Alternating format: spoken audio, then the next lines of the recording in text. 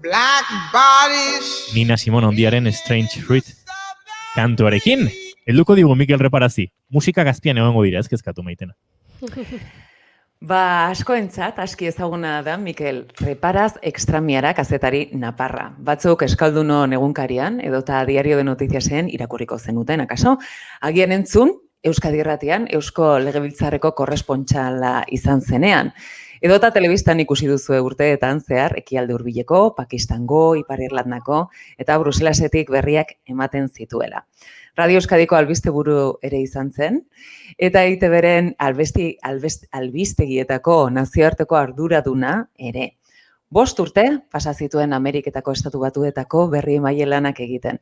Eta hortik dario Las Grietas de América, bajo la piel de un país dividido, plazaratu berri duen liburuan azaltzen den ezagutza eta ikerketa maila indartsua, musikaz eta bizipenez osatua dagoena. Eta Estatu Batuetako egungo egoeran atentzioa jartzen duena, historikoki lurralde honek pairatzen duen arrazakeria izpide duelarik. Black Lives Matter izebergaren punta besterik ez dela esan dezakegu. Eta hona iristeko eman diren aurrera eta atzera pausu ez hitz egiten du liburu honek. Mikel Reparaz Estatu Batuetan dago gaur, esan dugun bezala, Washingtonetik zuzenean. Zer modu zaude Mikel, eta orain bai, nola dago egoera gaur Estatu Batuetako hauteskundeak gori dauden honetan? Bueno, gaur da eguna, hauteskunde eguna hemen Estatu Batuetan, hemen ekialdeko kostaldean dagoeneko ez duela 4 ordu ireki dituzte hauteslekuak, beraz jendea ari da hurbiltzen. Inoizko, edo behintzat azken 100 urteotako parte hartzea handiena ari da izaten, dagoeneko hori esan dezakegu, parte hartzea historikoa dela, baina ni hautesleku pare baten izan egoko izan eta ez dut bat ere hiladarik ikusi. Zergatik, pandemiagatik, jendeak aldez aurretik bozkatu duelako, ez? Hautesleku batean esaten zidaten 75% dagoeneko bozkatu duela. Bai postaz edo bai aurretiazko botoaz, ez? Eta horrek ez digu argazki hori ematen, ez? Hilada luzeak eta normalean ikusten ditugun irudi hori argazki hori ez dugu ikusi, baina egia da hauteskunde historikoak direla. Nik esanen nuke batetik parte hartze altu horregatik, Trumpen Estatu Batuen inguruko nobaiteko plebizitoa delako hauteskunde hau, eta bestetik dagoen tentsio ikaragarriagatik. Kalean, bai Washingtonen etxe zuria gotortu egin dute, situ egin dute erabat, gaur esaten dute protestak eta liskarrak izan litezkela, ikusi beharko dugu, eta Trump presidentea ikusi dugu, suari gasolina botaz azken momentura arte, esanez, iruzurra egon behar dela hauteskunde hauetan, zilegitasuna kenduz hauteskunde prozesuari, eta esanez indarkeria etorri daitekeela kaleetara, ez? Hor badakigu, Trumpen atzean ze talde daude, Proud Boys eta bestelako talde neofasistak ere kaleetan daude, talde armatuak eta milizia armatuak baita, eta kezka handia dago. Nik gaur goizean hitz egin dudan hautesle guztiek kezka hori agertu didate. Esan didate tentsio egoera ikaragarria dela, eta ez dakitela nola amai liteken gaurko hauteskunde eguna eta gaua. Izan ere, segurazki ez dugulako jakinen gaur gauean emaitza, ez? Badakizue Auzitegi Gorenak luzatu egin duela kontaketa 2 estatutan, Pensilvania, erabakigarria da estatu hori, eta Ipar Karolinan baita ere, beste estatu swing state edo estatu giltzarri horietako bat, eta beraz, datozen egunotan oraindik kontaketak jarraituko du, eta horrek esan nahi du, emaitza agian ez dugula gaur ezagutuko. Liburuan, Estatu Batuetako hauteskunde emaitzak estatuek, orain komentatu duzun bezala, sukaldatzen dituztela diozu. Hauteskunde egunean gaudela, zer taktika erabiltzen dituzte hauek, boto minoritarioak zapaltzeko? Horre, hauteskunde sistema oso berezia da Estatu Batuetan, ez da, badakizue, hemen ez dela zuzenean presidente hautatzen, baizik eta estatu bakoitzak boto kopuru bat dauka, hau da, nolabait ere, pentsa ezagun ordezkari kopuru bat daukala, Floridak, esaterako, Iowaak edo beste estatu txikiagoek baino, boto gehiago dituzte, hor, Electoral College edo deitzen den horretan, eta horrek esan nahi du, badaudela estatu zehatz batzuk, giltzarri direnak. Badaude estatu batzuk estatu batuetan, New York esaterako, edo California, hor ez dauka inolako aukerarik Trumpek, ez? Estatu demokratak dira, tradizionalki, eta hori aldatuko. Beste estatu batzuk berriz, Oklahoma edo Alabama edo horrelako estatuak errepublikanoak dira, edo Idaho, ez? Euskal komunitatea dagoen estatu hori estatu gorria da, estatu errepublikanoa da. Hor ez du aukerarik Bidenek, baina badira hor estatu batzuk, kasu honetan 10 bat estatu dira, batetik bestera daudenak, ez, eta inkestetan, oraindik ez dagoena argi nork irabaziko duen. Eta hain zuzen ere, estatu horietan ari dira kanpaina egiten, ez? Eta gero bada beste aspektu batzuk esan duzu, botoa ematea ez da gauza erraza estatu batuetan. Zuk izena eman behar duzu aldez aurretik, eta ez balin baduzu zure izena zerrenda horretan erregistratu, ezin duzu bozka eman, ez? Gainera, esaterako, aurrekari penalak balin badituzu, ezin duzu bozkatu zenbait estatutan. Beraz, horrek murriztu egiten du baita botoa, ez? Izan ere, mundu guztiak ez daukalako bozka emateko eskubidea baldintza horiek hartuta, ez? Eta hori, alderdiek tradizionalki erabili izan dute baita, nolabait ere hauteskundeetan eragine izateko, ez? Esaterako, ikusi izan dugu askotan, gerrymandering deitzen den praktika bat, ez? Eta hori da, zenbait auzotako hautez distritoak edo zatitzea, besteak beste agian, hiri batean boto beltza nolabait ere, ez dakit nola esan, zatitu eta haien indarra gutxitzeko, ez? Hori, horrelako gauzak, eta bakizu estatu batuetan arratzak izugarrezko garrantzia duela, horrek ahalbidetu izan du eskubide zibilak zapaltzea leku askotan, ez? Eta ez da 60. hamarkadako kontua, hori gaurkoz gertatzen ari da, ez? Hainbat estatutan. Beraz, askok diote, estatu batuak munduko lehen demokrazia modernoa direla, erreferente bat direla munduan demokrazientzako, baina egia da, sistema ez dela guztiz demokratikoa, ez? Askok esaten dute Electoral College instituzio hori bertan bere utzi beharko litzatekeela, ez delako zilegi, ez? Hori da askok diotena eta eskubide zibilen aldeko taldeek diotena, esaterako 3 milioi gehiago lortu duen hautagai bat presidente ez izatea, ez? Baina estatu batuak kontutan hartu behar da 50 herrialde direla, 50 legedi ezberdin daude, eta 50 estatu horiek ikaragarrizko garrantzia eta indarra dute. Beraz, horrela ulertu behar da, ez? Gaurko hauteskunde hau. Zu liburuan araknido handia terminoa erabiltzen duzu, ez? Demokrazia handi honen inguruan hitz egiteko edo, ez? Zutabe eta zutabe artean, ez? Sartzen den olako monstruoa dela diozu. Noiztik dago bizirik, zu hori oso ondo azaltzen duzu Las Gritas de América liburuan? Bai, araknido handi hori, nik erabiltzen dudan metafora bat da, ez? Baina azkenean supremazia zuriaren boterea da, ez? Estatu batuak sortu ziren, erresuma batutik independizatu zirenean, 13 kolonia haiek independentzia lortu zutenean, sistema ekonomiko zehatz baten gainean, ez? Eraiki zuten, eta sistema ekonomikoa izan zen eskulan esklabua, ez? George Washington edo Thomas Jefferson bizalako aita fundatzaileak jauntxo esklabistak ziren, esklabuak zituzten, ez? Eta sistema eraiki zuten herrialde hori, ekonomia horren gainean eraiki zuten, ez? Horrek sortu zuen hasieratik gutxiengo zapaldu bat, ez? Beltzena, kasu honetan Afrikatik ekarri zituzten esklabuak eta saldu zituzten esklabuak, hoiek populazio gutxiengo bat sortu zuten eta zapalduak egon ziren baita ere indigenak, ez? Baina hori beste kontu bat da, kasu honetan esklabutzaren ondorietako bat izan zen, populazio hori baztertua dagoela estatu batuetan, eta gaur 2 mende terdi pasa ondoren ere, hala jarraitzen du neurri batean. Egia da, konkista ikaragarriak izan direla, ez? Historian zehar. Gerra zibil bat izan zen herrialde honetan, gerra zibil hori batasunak, hau da, esklabutzaren aurkako herrialdeak, esan dezagune, irabazi zuen, 10 urtez berreraikuntza izeneko garaia etorri zen, eta beltzek eskubideak lortu zituzten. Hau 1875 izan zen. Baina berehala segregazioaren legeak etorri ziren, ez? Berehala atzera pauso bat egon zen, erreakzio bat egon zen. 60. hamarkadan gauza bera gertatu zen, ez? Martin Luther King, Malcolm X, eta garai hartan lortutako konkistak atzera bota zituzten Nixon bezalako presidente kontserbadoreek, ez errepublikanoek. Beraz, nik esaten duana da, aurrera pauso bat ematen denean, hau da, araknido handiaren armi-armasare erraldoi hori deusezten dutenero, armi-armak berriz ere eraikitzen duela sare hori, ez?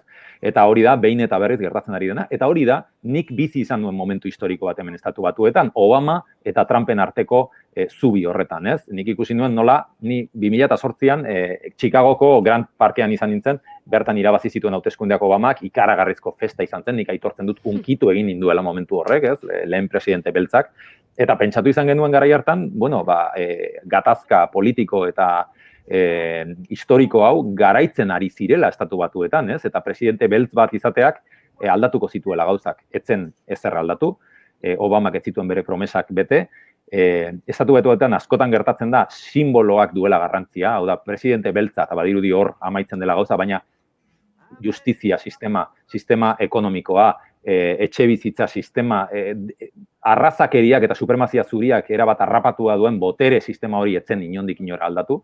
Eta beraz, horrek gero ekarri zuen, berriz ere, arma handi horren sarea berrera ikitzea, eta hori izan zen Donald Trump. Trump fenomenoa, azkenean, nolabait ere izan da, Obamaren aurkako erreakzio bat. Hau da, estatu batuetako populazio zuri konservadoreak erreakzio bat izan zuen lehen presidente beltzaren aurrean, ez? Bere politikak, esaterako Obamak, ez?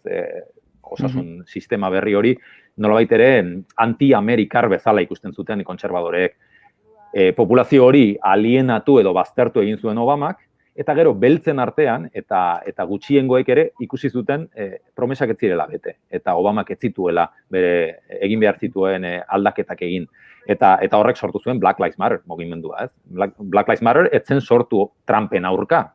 Sortu zen 2014-15ean Ferguson eta Baltimoreko istiluetan, Obamaren aurka, Obamaren politiken aurka, ez? Eta liburuan bada pertsonai bat, askok gauza bera esaten diate, baina Kwame Rose izenekoa bera izan zen Black Lives Matterreko aktivista bat, oraindik ere hemendik oso gertu, Baltimorren bizi da, eta berak esaten zidan, Trump izan da, beltzentzat gerta lekiguken gauza oberena. Izan ere, ikusten ari baikara, supremazia zuriaren aurpegia inolako maskararik gabe, ez? Eta hori askorentzat horrela da, ez? Zoritxarrez, ez? Zoritxarrez, horrek azkenean tentsioa handitu du, ikusi dugu, gertatzen ari dena estatu batuetako kaleetan, eta gaur hauteskunde egunera iritsi gara, tentsio horretan, eta ez dakigu nola amaituko den hau guztia, ez? Zu, Mikel... Maitena barkatu jatzu, barkatu dugu aukera, Mikel Reparaz gurean dugula, entzuleak baditugu horre bestaldean, norbaitek galderarik egin nahiko balio, streamingaren sistemaren bitartez egin dezake, eta baita gure WhatsApp bitartez, gogoratuz, 688 722 telefonoan, zuen WhatsAppak bidaltzeko aukera baduzuela aukera galdetzeko noski hauteskunden inguruan, baina baita Las Gaitas de Amerika liburu irakurri duen euskaldun asko izango dugu entzuten gaur, eta horren inguruan zerbait norbait galdetuko balu ere, hortxe daukazue aukera. Orain Mikel Reparaz dena zutzako, Maitena. Ni hemen gozatzen nahi naiz. Nezako nahi dut, osoi. Baita guere, baita guere. Abixatu, hola egin badazpada ere, ze bestela ni banoa galdetzea.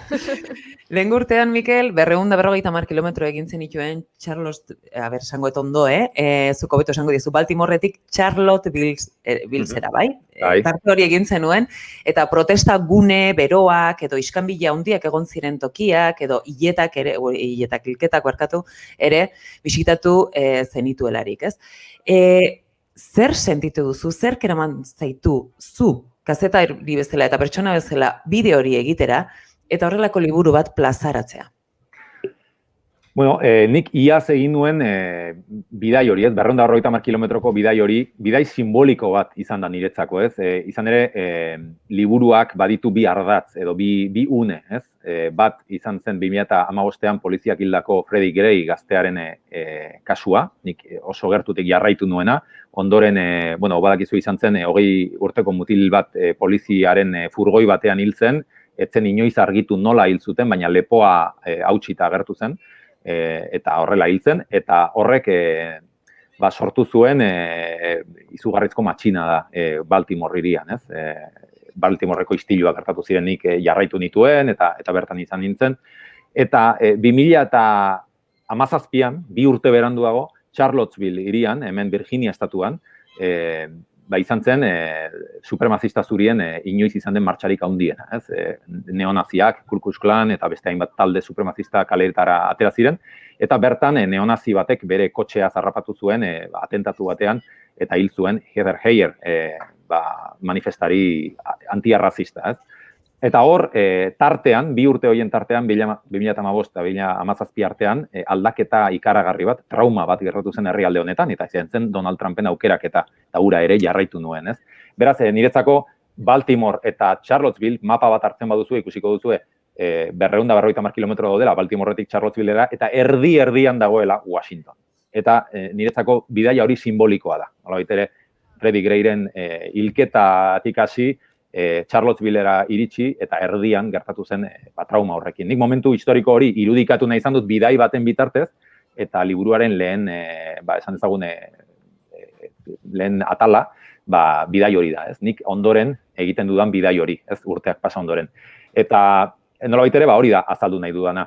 Zergatik idatzi dudan liburu hau, nik telebistarako eta irratirako egiten dituen kronikak hemen Estatu Batuetan, korrespontsan nintzelarik, ez? Eta badakizue irratian, ongi dakizue, kronikek minutu bateko iraupena izan behar dutela, ez? Eta askotan hainbat eta hainbat elkarrizketa, hainbat datu eta gauzak kanpoan gelditzen zitzaizkidan.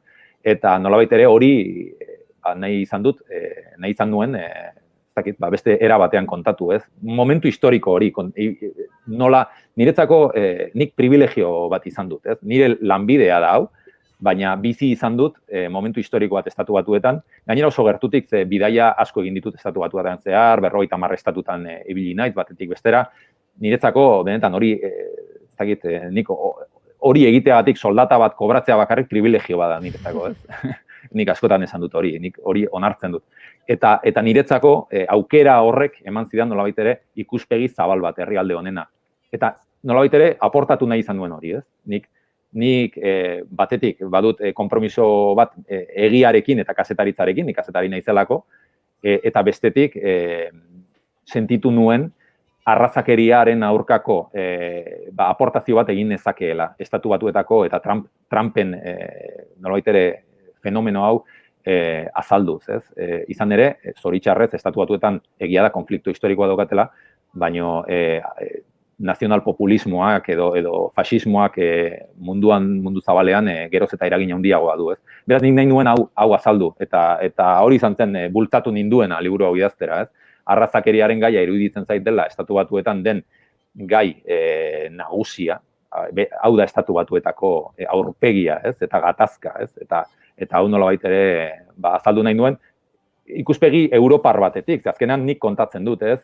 Nire ikuspegia ematen dut. Egia da, kazetari bezala, kontatzen dudan guztia, liburuan dagoen guztia, dela kontrastatua, eta dela datuak eta benetako datuak, nik ez dute zer asmatu.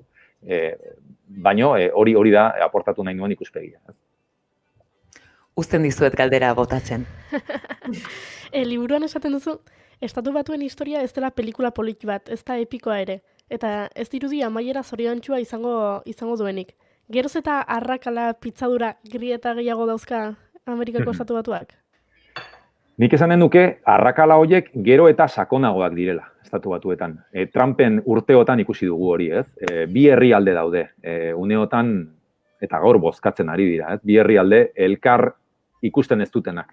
Bi pelikula ezberdin ikusten ari dira. Fox News batetik, CNN bestetik. Arrakala ikaragarria da. Inoiz izan den arrakalarik nik izanen duke zabal eta sakonena da. Eta gero badaude beste arrakala batzuk, ez? Estatu Batuetan badira hainbat arrazakeriak baditu milaka aurpegi, ez? Eta hori hainbat alorretan ikusten da, eta liburuan ere hori azaldu nahi izan dut, ez? Kolorea du Estatu Batuetan begiratzen, inundik begiratuta ere, gai guztiek dute kolorea, ez? Espetxeek, poliziaren indarkeriak, etxe bizitza politikak, hezkuntzak, ekonomiak, desberdintasun sozialak, Wall Streetek, Hollywoodek, ez? Denak du kolorea Estatu Batuetan. Bota maiten alasai, Bale. Ni gozatzen nahi, disfrutatzen nahi zikerri. Gaur egun mugikorrak ditugu. Hau da, bortizkeria, basakeri, poliziala eta guzti hori, aspalditik dagoen zerbait da, ez da zerbait berria, baina gaur egun baditugu bestelako tresnak, ez? Baditugu gure mugikorrak, gure sakelekoak, nun, gauzak agian grabatu ditzazkegun eta hori seitun, ez, viralizatu egiten dira, ez, sare sozialen bitartez. Horrek onurarik ekarri du, hau da, jendea gehiago sentsibilizatu da, Estatu Batuetan, edo ez duzu desberdintasunik? Bai, nik uste dut hori izan dela mugarri bat, Estatu Batuetan eskubide zibilen aldeko borrokan, ez? Mugarria izan da, 2012 inguru horretan, iruditzen zaigu betidanik izan ditugula, ez? Kamarak mugikorretan, baina egia esan oso denbora gutxi daramagu, ez? eta zabaldu zirela, badira, ez dakit, 10 urte dira, ez? Mugikorrak guztiek kamera dutela. Orduan hasi ginen ikusten, ez? Orduan hasi ginen ikusten poliziak zer egiten zuen gazte beltzekin, Estatu Batuetan. Ordura arte gauza bera gertatu izan da, hamarkadetan, mendeetan, Estatu Batuetan, ez? Poliziaren esku mutil, batez ere mutil gazte beltzak, hori da, esan dezagun, prototipoa, ez? Baina, bueno, beste hainbat ere, ez? Eta hainbat gutxiengoetako latinoak esaterako, eta horiek sofritu dute poliziaren indarkeria batez ere, ez? Baina hori hasi ginen ikusten, ez? Historiaren, ez dakit, behelainopean estalirik zeuden hainbat eta hainbat gauza hasi ginen ikusten. Nola poliziak 8 tiro sartzen zizkion, bat ere armarik ez zuen mutil gazte bati, ez? Mike Brown izeneko mutil bati, edo, ez dakit, edo Philando Castile izeneko ikastetxe bateko jantokiko zaintzaile gazte bat nola, kotxeaz, ez dakit, piloto bat hautsita zuelako edo poliziak autobidean gelditzen duen, eta polizia hurbiltzen zaio, eskatzen dio, bere dokumentazioa, berak esaten dio, bueno, horretarako ireki behar dut guanteran dudan, eta esaten dio, ez, baino ez hurbildu, azkenean 8 tiro sartzen dizkio, eta bertan hiltzen du, ez, arma bat duelakoan. Eta horren azalpena, nik nire buruari galdetzen nion, ez, nola da posible horrelako egoerak gertatzea, ez? Polizia batek, nik konbentzituta nago, Philando Castile edo Mike Brown zuen polizia, hori ere, esan egut, gizaki bat da, eta konbentzituta nago ez zuela hiltzeko asmorik, ez? Eta zergatik gertatzen da, zergatik sartzen dizkio 8 tiro horrela, zer dago horren atzean. Eta horretarako nik poliziekin hitz egin dut baita ere, ez? Eta beraiek azaltzen didate liburuan, esaterako Baltimoreko poliziako bikidekin hitz egiten dut, eta esaten didate, ulertu behar duzu, ze beldur dugun, ze beldurra dagoen herrialde honetan. Eta horrek benetan hotzikarak ematen zizkidan. Nola da posible, eta beldurrak, eta egia da, beldurrak azaltzen du, neurri handi batean, hemen Estatu Batuetan gertatzen dena. Eta gertatzen den indarkeria basati hori. Beldurra, zergatik, herritar bezain beste arma dagoelako herrialde honetan. Milioika eta milioika arma daude. Beraz, populazio osoa potentzialki armatuta dago. Eta mutil beltz bat ikusten balin badute kalean, eta hor estereotipo arrazistak funtzionatzen du berehala, hori da pentsatzen duten gauza, lehenbiziko gauza, ez? Arma bat izan dezakela, eta arma atera dezakela, eta polizia hil dezakela, eta polizia hori dago ikaratuta, dago, ez dakit, askotan kostatzen zaigu, ez? Ez dakit, ulertzea edo egoera horretan eta bereziki poliziaren azalean sartzea, ez? Nola da posible gizaki batek beste bat horrela hiltzea, ez? Konturatu naiz, kasu begiratuta, beldurraren faktore hori beti hor dagoela. Gero beste asko daude, ez? Estereotipo arrazistak, arrazakeriaren edo supremazia zuriaren boterea polizia departamentuetan, zuriek zuzendutako instituzioak dira batez ere, ez? Eta horrek guztiak nola funtzionatzen duen, eta estereotipoek eta arrazakeriak. Baina beldurrarena niretzako da, gai nagusietako bat, herrialde honetan. Oso herrialde beldurtia da. Mikel, arrakalen artean beldurra bera izan daiteke, arrakala, arrazismoa, akaso bestea, posizio politiko oso kontrajarri eta benetan banandutako herri horren inguruan ere egin duzu aipamenik. Hemen ere urtetan bizi izan dugu, Euskal Herrian, gaur egun ere Espainia banandu bat, Espainiar estatu banandu bat eta hitz egiten da, askotan sigla politikoen oso menpe bizi izan garela, baina hori guztia, gure gizartean, gure kulturan, oso izkutuan bizi izan dugun zerbait da, ez, eta gainera batzutan ondokoaren sigla politikoak ez ezagutze hori ere, bazen zerbait gatazkarako aukera emantzezakena. Esango zenuke Estatu Batutan, da uste dut hemen Goiurik ere bertan ikasi zuenen baduela, pasarte bat edo kontateko, sigla politiko horiek oso garbi azaleratzen direla gizartearen gehiengoak ez duela arazorik esateko ni hau edo beste naiz, ez dakit galdera doitzeko igual Goiuri ze horrek kontatu anekdota hura, eta ondoren Mikel ibotako diogu galdera. Non egon zinen, Goiuri? Santa Claran, Kalifornian. Bai, eta izango zen, klase, lehenentariko eguna, hola, eta klase nahi ginen, eta irakasleak galdetu zuen. Eskualtza zuetako zeinek ikusten du Fox News. Eta eskualtza zuten, eta gero galdetu zuen. Eta guain, eskuak altxaz, zuetako zeinek bozkatzeu Partido Republikara eta zeinek Demokrata. eta inork ezun zalantzain, denok erantzun zuten. Batzuk alderdi demokrata eta besteek alderdi errepublikarra, baina nik gatu nintzen, pixkat, harrituta, gatu nintzen ara. Ez daukate beldurrik esateko, beldurrik edo konbertsazio oikoa da hau, eta izan zen, klaseko lehenengo eguna, eta gu gatu ginen, denai behi da, guau. Bai, oso ikuspegi interesgarria da hori, estatu batuetan, egia da kultura politiko eta demokratiko askoz ere aurreratuagoa daukatela, gurean baino. Alegia, elkarrizketarako eta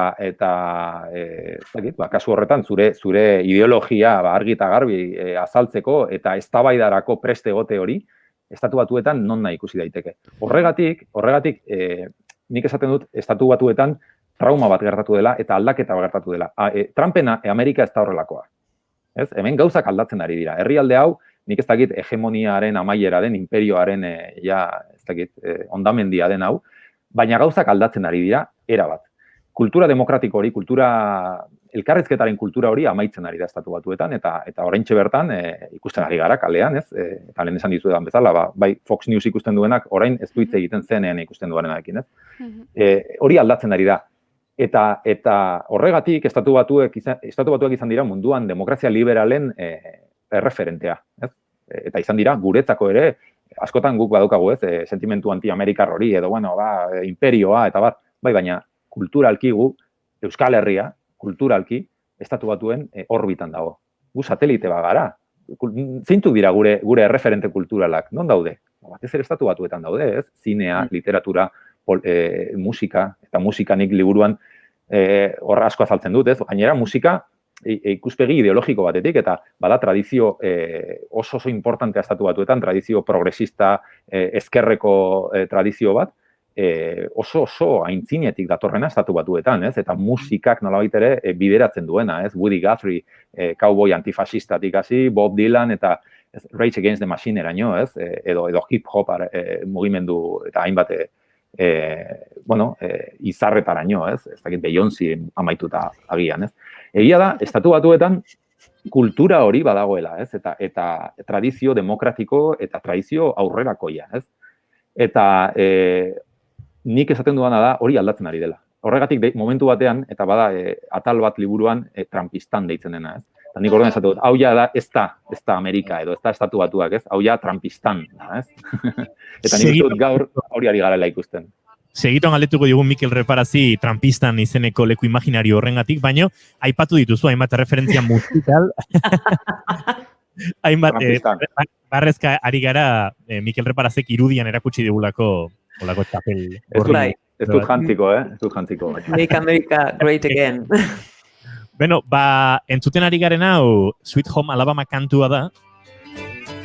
Baina horretik entzuten guztiak, hori da, Mikel Reparazek oraintxe aipatu dituen hainbat erreferentzia musikal ere izan dira, eta hori denak liburuarekin lotura dutenak dira, eta Goiurik osatu du playlist bat BK, Las Gritas Amerika izena du, publiko egingo dugu, eta mendik aurrera liburua irakurtzeko musikaren laguntza nahi duenak, edota liburuaren erreferentzia musikal horien playlista gozatu nahi duenak, Spotifyen dauka, ez Goiuri, oraindik ez dugu publiko egin uste dute, bai? Ez. Saio amaitzean egingo dugu publiko. Bai. Beraz, nahi baituzu gehiago sartu, abesti gehiago, Mikel, zu sartu. Zurea data. Aipatu du Mikelek Beyoncé, eta uste dut Goiuri ez eiza pixkat zeat indala, animatu indala. Ez dakizu, Mikel Reparaz Goiuri ez eiza Beyoncé euskalduna dala. Bai. Bai? Bai. Bera izpa bikitxuria.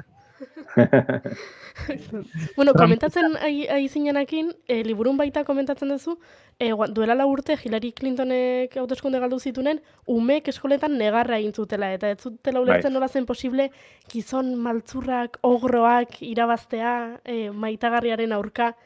Hori ere izango da kultura horregatik, ez da? Txikitatik hitz egite zaielako umeei politikari buruz edo gertatzen ari denari buruz. Bai.